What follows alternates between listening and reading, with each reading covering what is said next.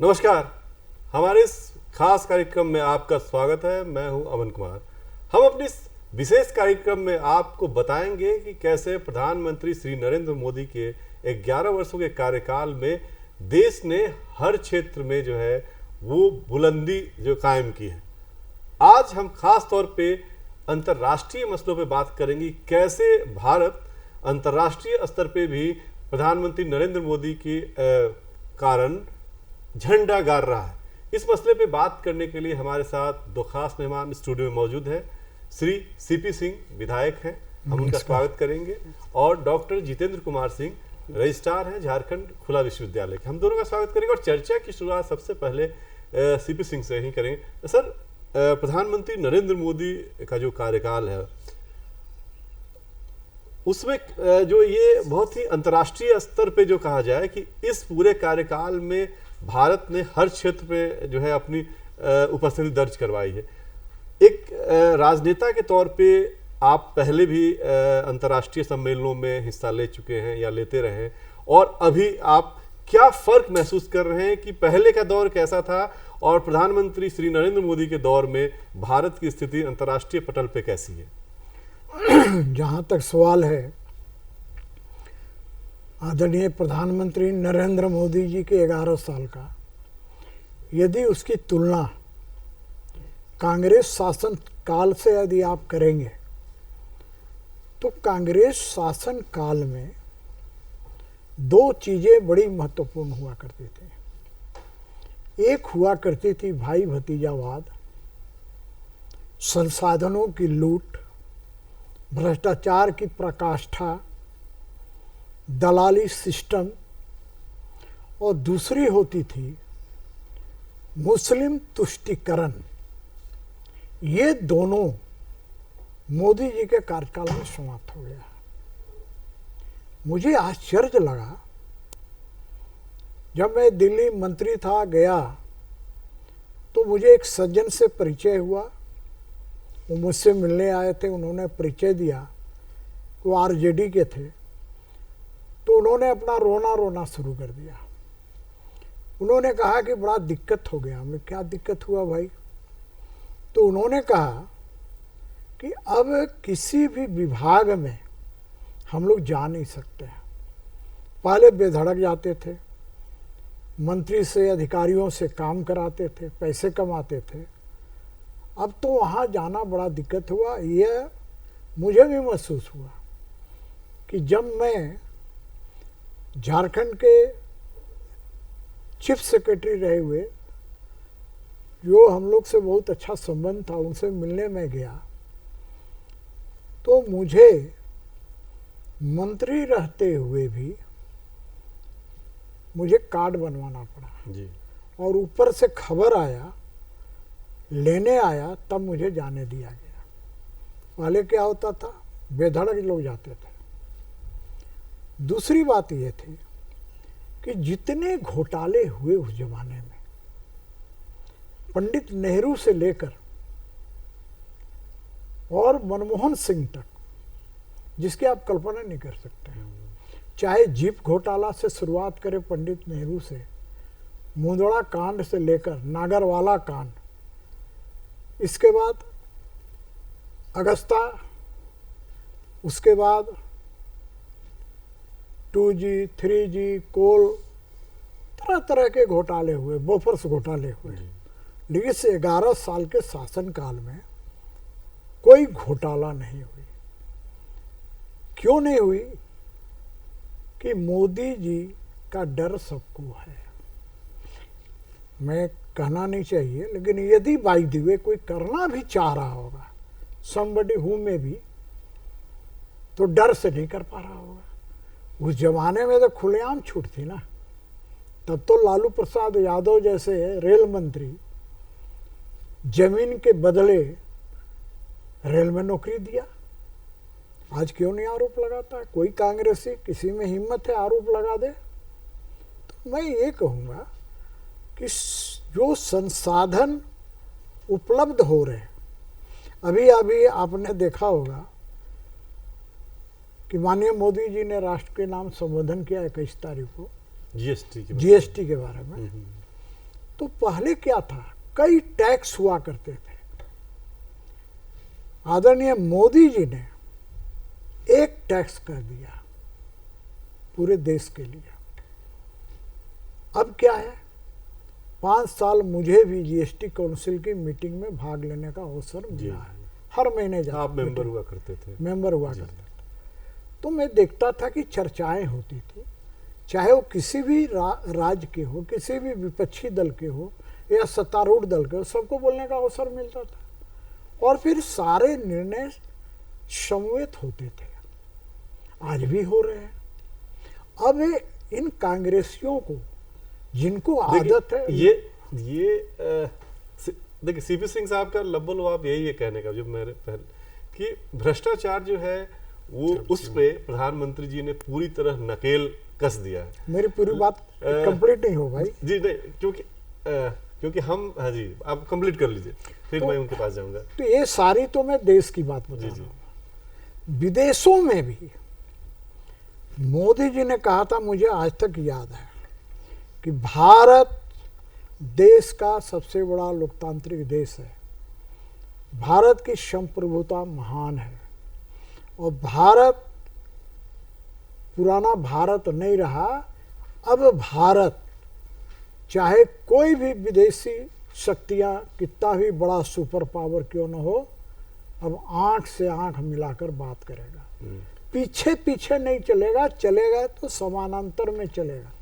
पहले तो मनमोहन जी को हम लोगों ने देखा है, हाँ जो ऐसे कर करके पीछे पीछे चलते, मतलब ये नया भारत है, नया भारत है। और यही कारण है कि विश्व के अंदर कई देशों ने, 20-22 देशों ने अपने देश का सर्वोच्च सम्मान आदरणीय मोदी जी को दिया है और आज ये इंटरनेशनल लीडर ये बन चुके हैं। ये बहुत महत्वपूर्ण जो है मसला इन्होंने जो है सामने लाया। ये छूट रहा था डिस्कशन में कि कैसे कई अंतरराष्ट्रीय सम्मान जो है प्रधानमंत्री जी को मिला है और ये पहली बार हुआ है। जितेंद्र सिंह जी, एक बड़ा जो बदलाव और देखने को मिला है कि पहले हम लोग नासा करते थे, लेकिन इसरो ने झंडा गाड़ा है प्रधानमंत्री जी के कार्यकाल में, खासतौर पे चंद्रयान के वाले प्रोजेक्ट में सफलता मिली है। और इसके अलावा भी कई जो है अंतरिक्ष योजनाओं पे प्रधानमंत्री जी ने इतना फंड किया कि सफलता मिली है। आपको इस पे क्या आपका कहना है?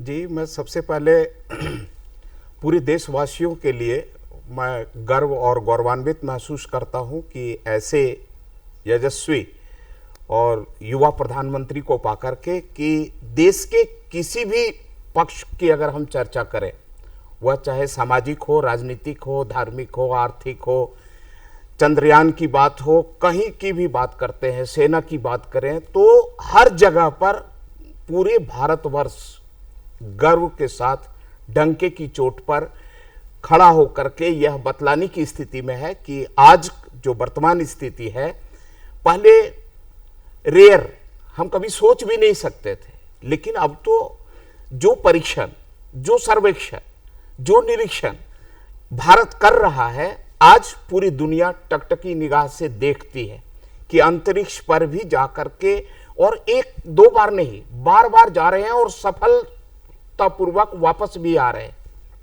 तो मोदी जी का यह जो प्रयास है, यह प्रयास अनुकरणीय है। और जैसा कि सर ने बताया कि पहले हम दूसरे के बताए हुए रास्तों पर चलने की कोशिश करते थे। आज का जो समय है, आज का जो वक्त आ गया है कि आज मोदी जी जहां से खड़े होते हैं, माननीय प्रधानमंत्री जहां से खड़े होते हैं, जो बात की चर्चा करते हैं, आज पूरे विश्व यह मानने के लिए बाध्य है। मतलब वैश्विक स्तर पर ग्लोबल नेता है आज, जिसकी परिकल्पना पूरे विश्व में लोग करते हैं, उसमें बढ़ चढ़ करके माननीय मोदी जी का जो भी कार्यक्रम है, मतलब मैं कहने मतलब कि जहां से हम लाइन, मोदी जी जहां से खड़े होते हैं, लाइन वहीं से शुरू होती है। सीपी सिंह साहब, एक बड़ा जब अंतर्राष्ट्रीय मसलों की चर्चा हो रही है, तो एक मसला यूपीआई, ये जो पेमेंट है कैशलेस की तरफ जो भारतीय अर्थव्यवस्था बढ़ी है, तो उसका बड़ा फायदा अंतर्राष्ट्रीय स्तर पे भी यूपीआई जो आपका है उसकी बहुत तारीफ हो रही है। आपके क्या अनुभव रहे हैं? देखिए, आज देश हमारा भारत जी। डिजिटल की ओर बढ़ रहा है। हम्म। मैं नहीं कहता कि 100% हो गया है, लेकिन मैं सब्जी लेने खुद जाता हूँ जी। और 50 साल से ऊपर हो गया कि मैं घर का सब्जी स्वयं लेता हूँ। मैं आजकल देखता हूँ कि आधा किलो टमाटर भी कोई खरीद रहा है तो वो भी ऑनलाइन पेमेंट। वो ऑनलाइन पेमेंट कर रहा है। आज क्या है, मैं वो दौर भी देखा हूँ कि पहले 100 रुपया वृद्ध विधवा को मिलता था और 6-6 महीना पर मिलता था, और उसमें भी दलाल लोग इतने सक्रिय थे कि 25 रुपया दलाल का होता था। जिला स्कूल के मैदान में वो सब इकट्ठे होते थे, 600 रुपया मिलता था।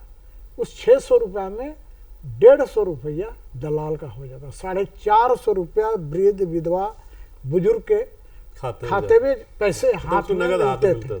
अब क्या हो रहा, डायरेक्ट जा रहा है डीबीटी के माध्यम से किसानों, करोड़ों किसानों के खाते में।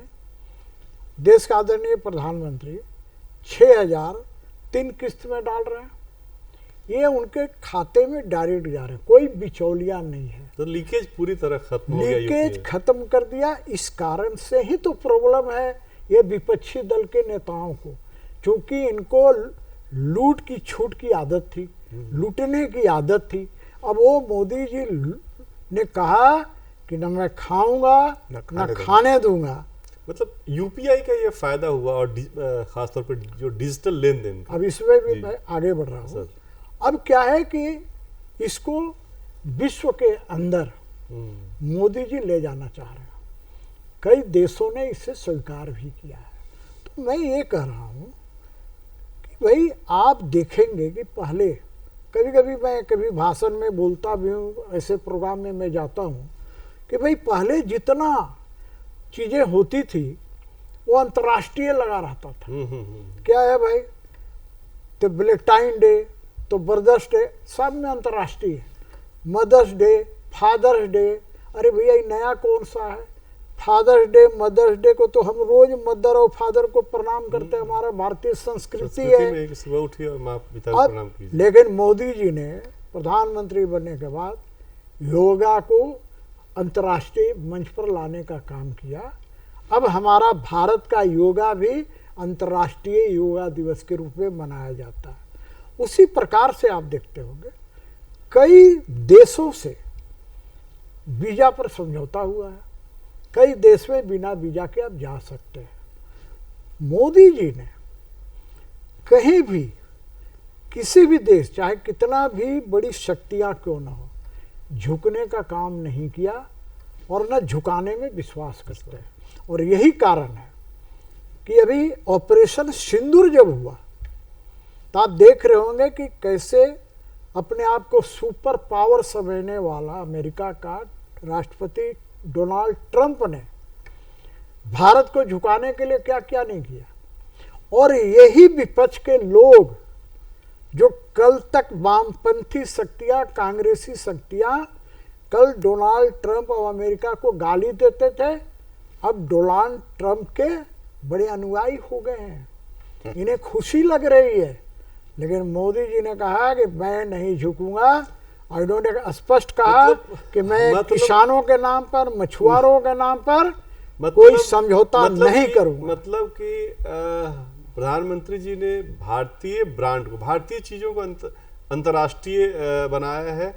और भारत जो है सुरक्षा को के मसले पे हो, अर्थव्यवस्था के मसले हो, या कोई भी मसला जो भारत हित में है, उसके मसले पे वो कभी उन्होंने जो है पीछे हटने का जो निर्णय नहीं लिया और मजबूती के साथ वो अंतर्राष्ट्रीय मंचों पर इसको रखा। डॉक्टर जितेंद्र सिंह, आप क्योंकि शिक्षा के क्षेत्र से जुड़े हुए हैं, तो एक मसला बड़ा महत्वपूर्ण है, वह है राष्ट्रीय शिक्षा नीति का। कहा जाता है कि प्रधानमंत्री नरेंद्र मोदी के जो कार्यकाल की वो सबसे महत्वपूर्ण जो निर्णय है उनमें है।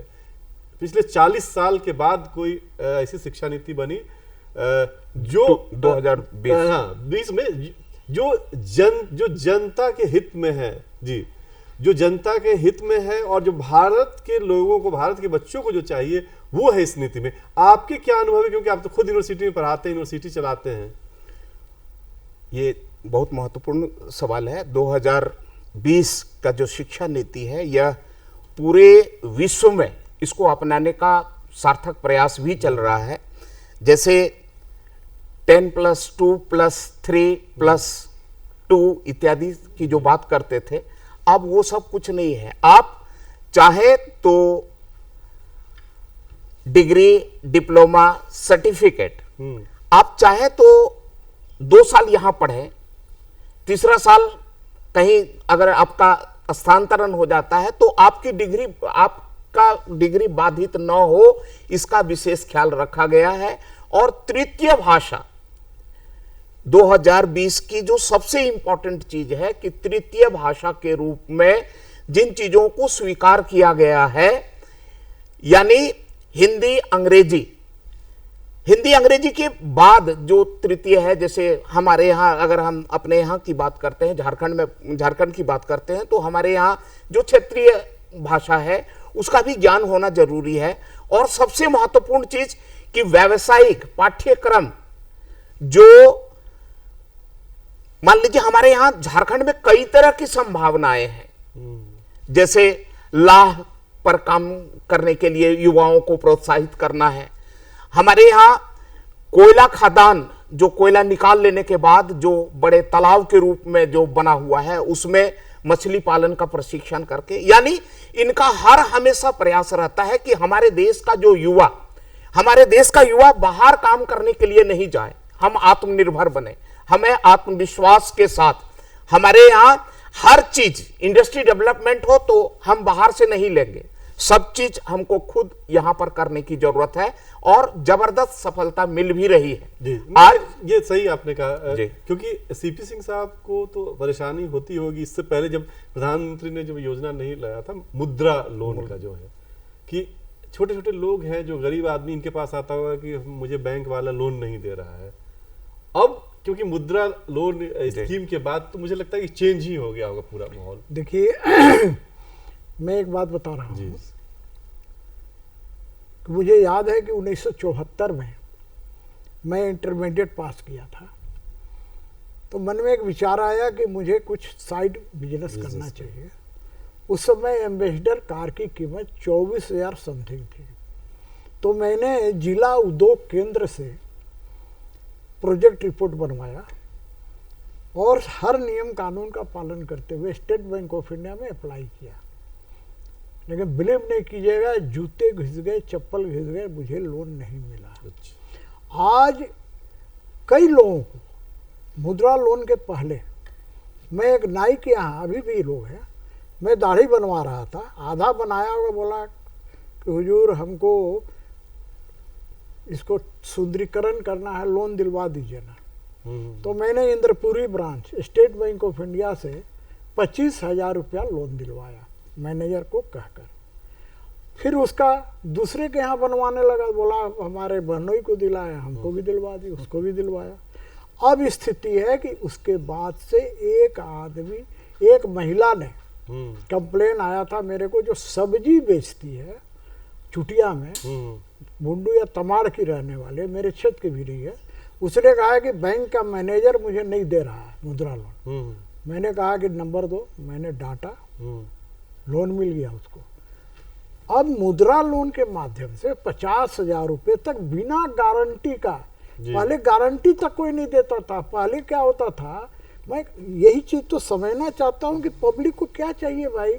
पहले तो आप खाता खुलवाने जाते थे, गारंटर चाहिए था। नहीं, आप कितने बड़े जगह पर है, आपको कहा जाता है कि आप खाता खुलवा रहे हैं तो आपको गारंटर देना होगा, और गारंटर भी इसी बैंक का कोई खाताधारी का देना होगा।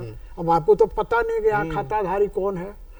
तो ये स्थिति है। अब तो देखे होंगे कैसे जनधन योजना के तहत करोड़ लोगों का जनधन खाता योजना 50 करोड़ से ज्यादा लोगों का खुलवाया गया। तो मेरा कहने का एक क्रांति आया है देश के अंदर, और इस क्रांति को हम सही ढंग से उपयोग करें। अभी जैसे विश्वकर्मा योजना, अभी विश्वकर्मा योजना के तहत 18 तरह के काम करने वाले, चाहे उस जाति के हों या ना हो, यदि वो कोई सोनार है, सोनार का काम करता है, तो उसको भी मिलेगा। लोहार है तो लोहार फिर को, स्किल बढ़ाई है जो तो लोग जो बढ़ाई भी को, हैं, जी। कुम्हार है तो कुम्हार को। माने इस स्कीम के तहत आपको प्रशिक्षण मिलेगा, उसका स्टाइपेंड भी मिलेगा और फिर उसके बाद आपको लोन भी मिलेगा। मेरा कहने का मतलब जो फुटपाथ पर रेहड़ी लगाते हैं उनके लिए भी स्कीम है लोन के। माने कोई ऐसा वर्ग कोई नहीं सेक्टर छूटा नहीं है कोई भी जिसको आदमी इसके भलाई के लिए कोई काम ना कोई नहीं। योजना नहीं है। डॉक्टर साहब एक और मसला है, क्योंकि आप यूनिवर्सिटी में हैं। पहले जो बच्चे थे वो नौकरियों के लिए ही ज़्यादा कोशिश करते थे कि हमको नौकरी ही चाहिए जी। लेकिन अब यूनिवर्सिटी से निकले हुए बच्चे अब नए आइडिया के साथ आ रहे हैं जी। और ये आइडिया पहले भी थे लेकिन कभी सरकार की तरफ से उनको प्रोत्साहन नहीं मिला और अभी जो है सरकार ने जो है अभी सर वर्तमान जी, समय जी। में देखिए तो जैसे आप मान लीजिए आप पीएचडी कर रहे हैं, हाँ। पीएचडी कर रहे हैं तो आपको स्कॉलरशिप की व्यवस्था है। साधारण तौर पर बीए एमए अगर पढ़ रहे हैं तो उस पर भी उस तरह का प्रावधान है। एक सबसे महत्वपूर्ण चीज को मैं पहले उसको जोड़ लेता हूं फिर आगे जी, बढ़ूंगा कि आज पूरे भारतवर्ष में मोदी जी का भाषण में बहुत बड़ा फैन हूं, हर हमेशा मैं सुनता हूं और अपने आप को कभी रोकना भी चाहता हूं लेकिन रुक नहीं पाता हूं कि आज दुनिया में जितने हमारे भारतवर्ष के जितने गरीब किसान मजदूर इनका सुन रहे थे कि एक भी ऐसा लोग नहीं होगा, नहीं रहेगा पूरे भारतवर्ष में जिनको आवास, पक्का आवास नहीं मिलेगा। तो पक्का आवास के प्रति एकदम कृत संकल्प है और जो पक्का आवास लेने के क्रम में जो दौड़ना पड़ता था, जूता घिस जाते थे, आज एक बार क्लिक करके और बहुत आसानी से जो प्रक्रिया है बहुत आसानी से, यानी जिस किसी क्षेत्र में आप जाएंगे सब जगह पर जो भ्रष्टाचार पर नकेन कसने का काम है, आज कोई भी जो दुस्साहस अगर करता है तो उनको पहले ये काम करने से पहले 20 बार सोचते हैं कि अगर इसमें हम सही लोगों को आवास नहीं देंगे, सही लोगों को वो चिकित्सा का जो प्रावधान है वो नहीं पहुंचेगा तो किसी भी समय हम धरा जाएंगे और हमारे ऊपर कानूनी कार्रवाई होगी। और कितने लोग इसके एवज में जेल गए जा रहे हैं, यानी इनके शासनकाल में हर लोग जिनको जो चीज की जरूरत है वह बहुत कम मेहनत में बिना भागदौड़ किए, बिना बिचौलिया का जो काम है वो लगभग समाप्त हो चुका है। और दुनिया भर की संभावना, जैसे कोई पढ़ लिख करके आ रहा है तो उसको प्रोत्साहन राशि यहां से नहीं, अब कह रहे हैं कि आप कहीं तैयारी करना चाहते हैं तो वहां पर बैठ करके आप यूपीएससी का, जेपीएससी का, बीपीएससी का, सिविल सर्विसेज का, अन्य प्रतियोगिता परीक्षाओं के लिए भी आप सम्मिलित मतलब मौका अब बहुत ज्यादा है। मतलब बिल्कुल। आप हर आदमी के लिए मौके हैं, आपको उसका लाभ उठाना है, स्कीम का लाभ उठाना है और जो प्रधानमंत्री के जो विजन है उसको आपको पूरा करना है। शिव सिंह साहब, एक बड़ा महत्वपूर्ण मसला ये है कि आप तो खुद बड़ा ही धरातल पे जुड़े हुए लोग हैं। जीएसटी के जो दर में बदलाव हुआ है, राजधानी में उसका क्या असर देख रहे हैं? प्रधानमंत्री जी ने कहा है कि भाई आपके लिए हमने कर दिया, अब आप उत्सव मनाइए। ये जीएसटी उत्सव का क्या रिएक्शन देख रहे हैं? देखिए, जीएसटी का जहाँ तक सवाल है, मैंने बताया ना कि मैं 5 साल लगातार जीएसटी के बैठक में रहा हूँ। जी जी। और वहाँ जीएसटी के बैठक में जब बैठक होती थी तो उसमें जीएसटी काउंसिल की बैठक में चर्चाएं होती थी, जो एजेंडा होता था उस पर होती थी। और उसके बाद अलग अलग राज्य जो है, अब देखिए एक बात बता रहा हूँ आपको, उस समय एक बात आती थी कि जहाँ उद्योग नहीं है, जैसे बिहार, उद्योग नहीं है तो सबसे ज़्यादा उपभोक्ता कहाँ के हैं? बिहार के हैं। तो सबसे ज़्यादा फायदा किसको होगा? बिहार को है। जहाँ सबसे ज़्यादा उद्योग है तो उसका रोना रोते थे कि भाई हमको तो नहीं फायदा होगा, हमको नहीं होगा। अरे भाई, रोज़मर्रा की चीज़ें हर लोग खरीदता है ना। जब रोज़मर्रा की चीज़ें हर लोग खरीदता है तो जीएसटी का दर 5 प्रकार के दर थे। 5% से शुरू होता तो 28% तक जाता था। अब क्या है कि 2 तरह का दर कर दिया गया। और यदि मान लें कि विलासिता की अत्यंत, जैसे तंबाकू है और उसी प्रकार के बिल, एक 40% रखा गया। बाद बाकी 5 और 18 बीच में सारा स्लैब गायब हो गया। अब क्या है कि आज ही मैं देख रहा था कहीं कि मारुति का एक उदाहरण दे रहा हूँ कि मारुति में आज 1-1 लाख रुपया तक लोगों का जीएसटी के कारण बचत होगा। एक कमजोर तबका जो 5 लाख की गाड़ी खरीदना चाह रहा है, 6 लाख की गाड़ी खरीदना चाह रहा है, 1 अब लाख उसको रुपए 1 लाख रुपए बचत होंगे। 1 लाख रुपए बचत कम समझते हैं क्या? सही बात। उसी प्रकार से बहुत सी चीजें, ऐसे कितनी चीजें हैं जिस पर जीएसटी का दर 18 से 5 कर दिया गया। 13% का तो सूद मतलब लाभ हुआ। उपभोक्ता बाजार में रौनक है आपके लिए। उपभोक्ता बाजार में रौनक हो गया। उसी प्रकार से मध्यम श्रेणी के लोग जो प्रत्येक महीना 1 लाख रुपया सैलरी वाले थे, अब 12 लाख पर तो कोई आपको इनकम टैक्स लग नहीं रहा है। ये तो उनके लिए फायदे का चीज हुआ। तो मेरा कहने का मतलब है कि ये अब, लेकिन सबसे बड़ा दुर्भाग्य क्या है सो समझिए।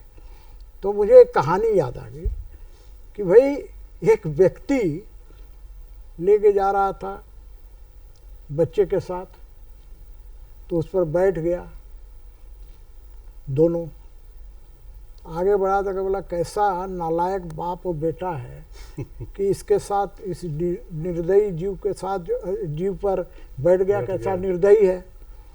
तब सुन लिया तो उन लोग एक को बैठाया बाप को, तो बोला कैसा नालायक बाप है कि बेटा पैदल जा रहा है, बाप बैठा हुआ। बाप उतर गया, बेटा को बैठा दिया, तो बोला कैसा नालायक बेटा है कि बाप पैदल जा रहा है। अब तो ये वो तो विरोधी बोलेंगे ही, लेकिन क्यों ये नहीं जनता को खुश है, जनता को लाभ उठा भी रही है। जो जनता नहीं समझ रही है ना, उसको भी समझाने की जरूरत है। हाँ। और मैंने निर्णय लिया है जी कि मैं वैसी चीजें जो आम जनता से जुड़ाव वाली है, जी वैसी चीजों का पूरा लिस्ट में प्रकाशित करूंगा, बंटवाऊंगा, जगह जगह उसका होल्डिंग लगवाऊंगा, ताकि लोगों को जानकारी में भी ये बात रहनी आपके चाहिए पॉकेट से कितना पैसा बच रहा। बचा। नहीं तो क्या होता है, कुछ लोगों ने हमसे कहा कि भाई आप सड़क बनाते हैं तो आखिर वहाँ बोर्ड क्यों लगवाते हैं शिलान्यास का या उद्घाटन का? बोला नहीं लगाएंगे तो बहुत छुट भैया नेता गली गली में है, कहेंगे हम करवा दिए। तो बात ऐसा है ना जी, यहाँ तो ये तो आप अच्छा पहल कर रहे हैं कि कम से कम आम आदमी को पता चल सके कि उसको कितना बचत हुआ है इस नए बदलाव में। अब क्योंकि कार्यक्रम खत्म करने का वक्त आ रहा है, डॉक्टर जितेंद्र सिंह, कोई ऐसा चीज जो आप बोलना चाह रहे हो कार्यक्रम के आखिर में, कंक्लूड कीजिए।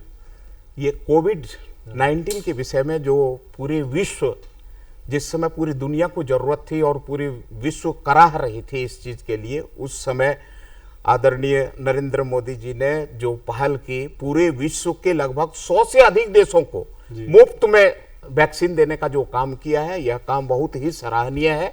और पूरे देश के लिए, पूरे विश्व के लिए हम सभी जितना कोटि कोटि हम वंदन करते हैं, धन्यवाद करते हैं। सर आप फाइनल टेक आपका क्या होगा? अंत में मैं दूरदर्शन से एक आग्रह करना चाहता हूं कि आज मोदी जी के कृतित्व पर ये कार्यक्रम हो रहा है, लेकिन मोदी जी ने इतने काम इस देश के लिए किए, इस देश की जनता के भलाई के लिए किए, विश्व में नाम के लिए किए हैं, विश्व गुरु बनने की दिशा में प्रयास कर रहे हैं, 2047 तक भारत विकसित राष्ट्र बने, इसके लिए काम कर रहे हैं।